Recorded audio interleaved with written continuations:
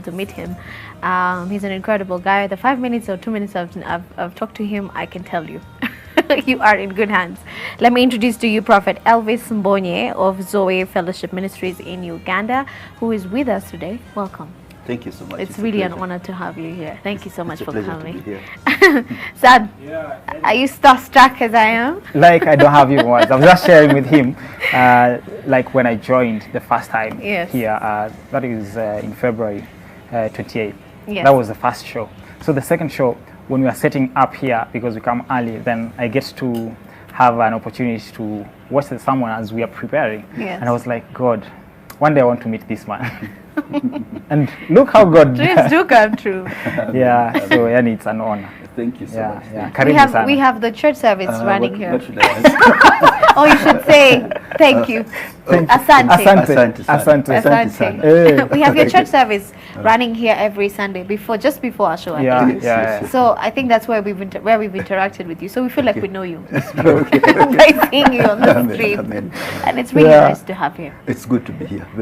You've been to Nairobi before, I believe. Yes, I have. So are you enjoying the weather that are now here? Confusing weather. Well, it's a really nice place, though I think it has been really cold. I don't think I've come in a season like this, so but I really enjoy Nairobi. It's really pretty beautiful here. Yeah. Karibu sana tena na tena, again and again. Thank you. So, Prophet Elvis, you have been a minister for a while, but you did not begin as a minister. As a hip hop dancer. You what? Oh, no. that's nice. Yeah, that's true. I used to dance as a dancer. I right through school, actually used to do dancing competitions. Well, and I wasn't inclined spiritually.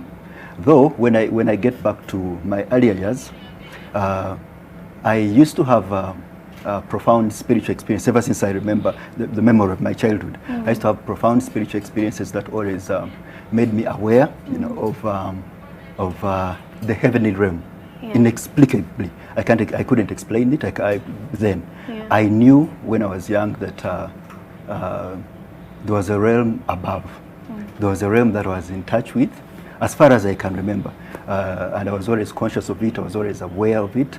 I remember my mom always actually spoke about, my late mom always spoke about a time when she thought I was so strange because we weren't a spiritual home, but at some point they came in the room and found me, locked up and praying and crying. I didn't have that praying and crying culture at home. So I used to always have that sense and awareness as a little child. Then I remember one time when I was lying on my bed late in the night. I was actually asleep. I had a voice call my name, and then I woke up. So when I woke up, I saw the person I had always felt. I don't know how I can explain it more than that, and it was Jesus. And so he reached out his hand, smiling at me, in some kind of childly, fond way. Then I held his hand. I woke up and held his hand, and then he carried me up. And then we passed right where the roof was, the ceiling, and we passed different worlds. I don't know what those worlds were today, but I remember those world that is like a wilderness. We'll pass another world, and then we entered a place. We entered a place that was so beautiful, and I felt at home, and I realized this is the thing I have always been feeling and knowing. So he took me to a place that I've since known to be the Crystal Rivers, and played around it. It was full of joy. It was like a reunion, and something that had that had constantly been longing for. And so it was something that was pretty familiar. Yeah, it was very familiar. All right. And then I'd like to cut you short. We need to take a short break, and then we'll return with them. Yeah. I need to hear more about this experience about moving to different worlds. We take a short break. We return after this. We light it up, we light up. As we crossing over, as we crossing over, Jesus taking over. As we crossing over, we crossing over. Jesus is taking over. As we crossing over. I say me crossing over.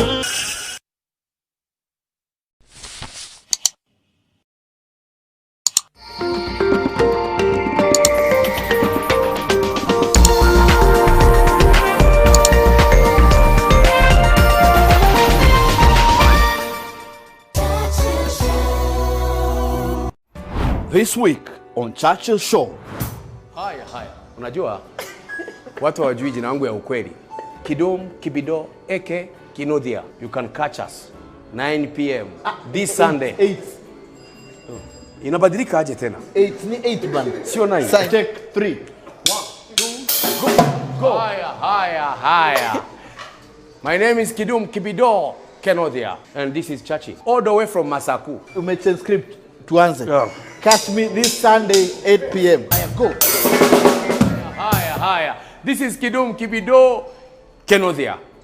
You are watching Churchill Show. The journey. Do not miss. Umesahau kusema catch me this Sunday. Oh, NTV.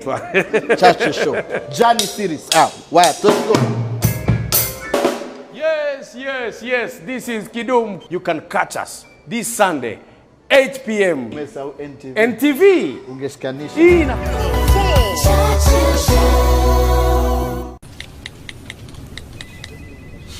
Wow, thank you for your time.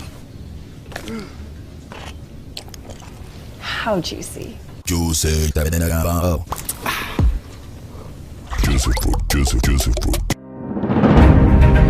Business Redefined has brought you 4 episodes of Women in Enterprise, stories of resilience and excellence amidst tough conditions.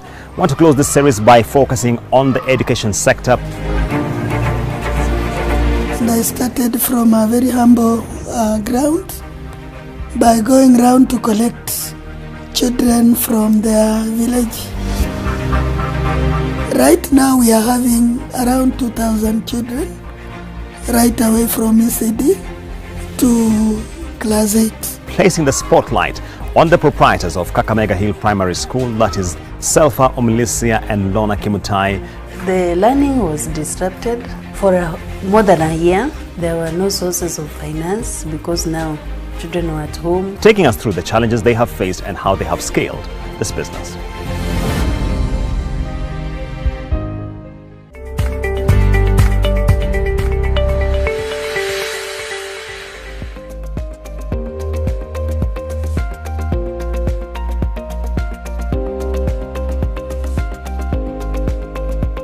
My name is Monica Washekenduru, and I'm excited about the 1 year of Nation.Africa. 1 year of growth, blood, sweat, and tears, but 1 year where you have supported us by coming on to Nation.Africa and looking at what it is we are preparing for you. We look forward to continuing in this journey with you.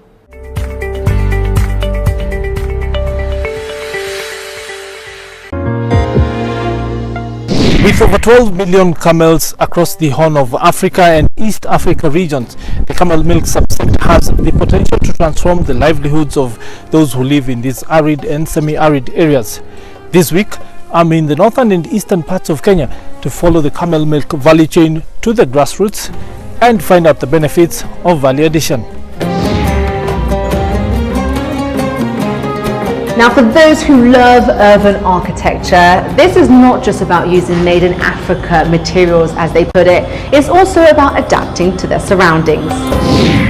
Bags, shoes, accessories, all made of leather. But not just any leather, they are all made from pineapple fibers. Babe, I'm at KFC. Do you want anything? I'm actually not that hungry, babe. I'm actually not that hungry, babe. Coming right up. Try the new KFC Duo Bucket. 4 delicious pieces of KFC chicken, 4 zinger wings, and chips. The perfect sharing meal for 2.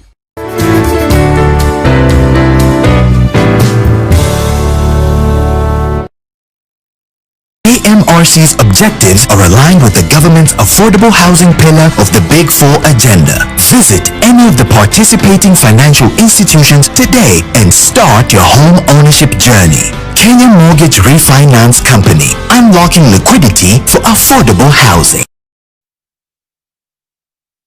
Are we crossing over? Jesus taking over. Are we crossing over? Are we crossing over? I say we crossing over.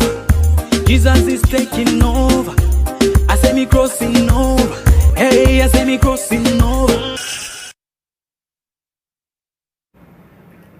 We're back. Thank you so much for staying with us. And before we took the short break, we've been speaking to Prophet Elvis Mbonye in studio, and he was telling us about his encounter.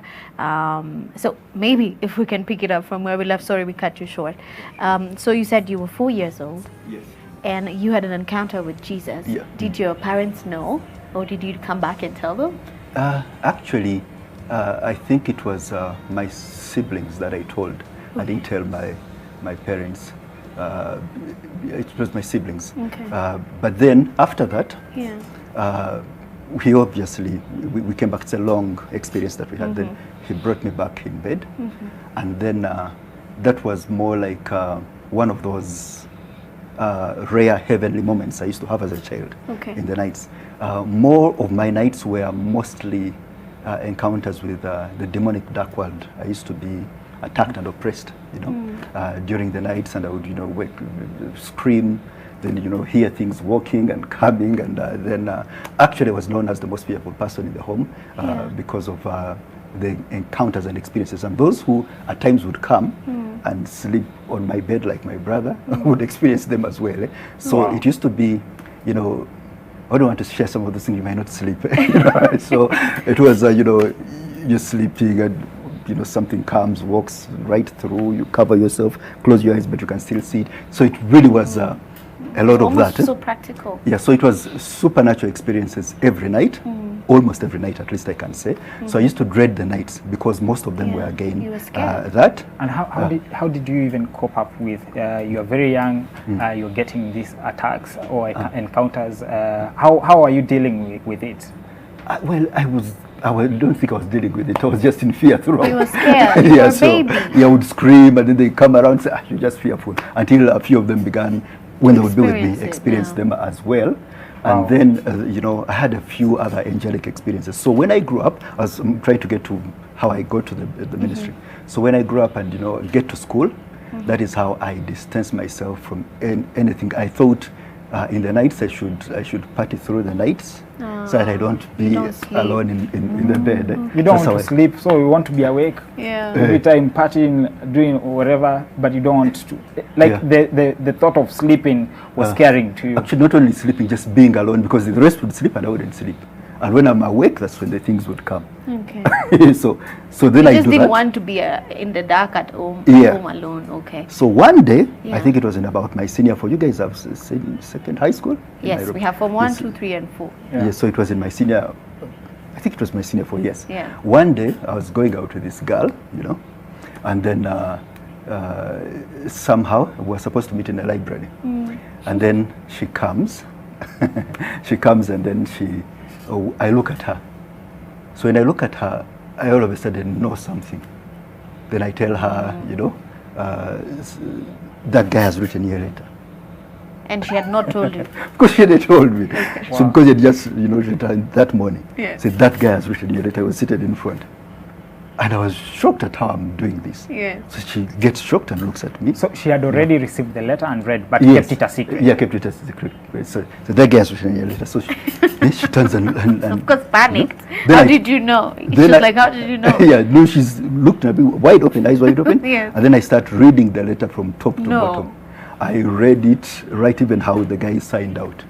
And her eyes were wide. She was looking at me. Yeah, like mine. It's true.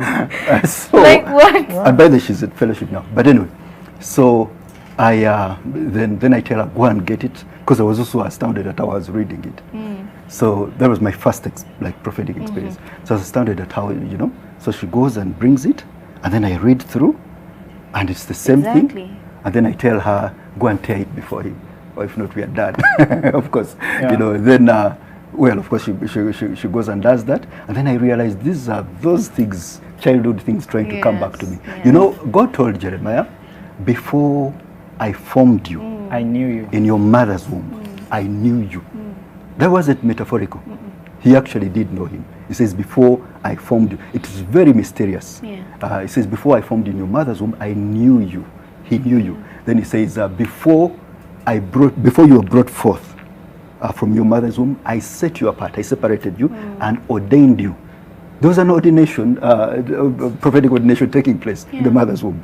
Then he said, I called you to be a prophet to the nations. So, in essence, when you have a call of a certain caliber, there are things that begin operating in your life. When you come to know the Lord and you give your heart to the Lord Jesus, what happens is eternal life, the God kind of life, quickens you, and then all of a sudden your giftings that were known of God before are now channeled, are now purified to impact the world. So I thought you were going on a break. I'm just listening, and I'm wondering, at that time when these things start coming back, are you asking God questions? Are you wondering if this is now a calling? Because you were young, these things were happening when you were 4 years. At 4 years, I don't think you know what is going on. Sure. And then you almost shelve it, Yes. and then it comes back. And of course, now, like what you're saying, God had already ordained you to be a minister. Yes, Even though you were running away from it, He kept bringing it back. Yes, but did you have questions? Did you try to find... Now I wanted to run as far Like, away go away, from it, yes, because most of it, again, I used to have real angelic. They would carry me around, and then they would come and narrate with my siblings. We used to call them something in vernacular, because I really didn't know by then what they really were, but they were winged creatures, and they looked just as young as I was back then. So they would come, carry me right up and take me through, and we would converse. But I didn't think that was English, but we would converse. And then they would bring me back, and then I would come, and I would be happy. So the next day I would tell them, hey, by the way, those things, that's what we came call for them. me. Those little things, those little things came back for me, and carried me around. So I would have, because those were few in between, most of them were really attacks. I wanted to move as far as I could from the supernatural, anything supernatural. So now, come the years later, even after this experience, I said, now this is now beginning to mess me up. So I try to move so far away, until one day, my sister had gotten saved then, my younger sister, the sister who follows me, had gotten born again. So I remember I used to mock her. I would find her kneeling, praying, and I would be, oh, Jesus. I should cry, moves away. So by one day, she decides to invite her friends to, minister to me. And then they say, okay, let me sit and see, So they come at home in the living room, and we're seated just like we're seated here, and they're sharing with me, things. And then afterwards, I'm planning to go to town later. So it's okay, let's finish it up, pray and move on.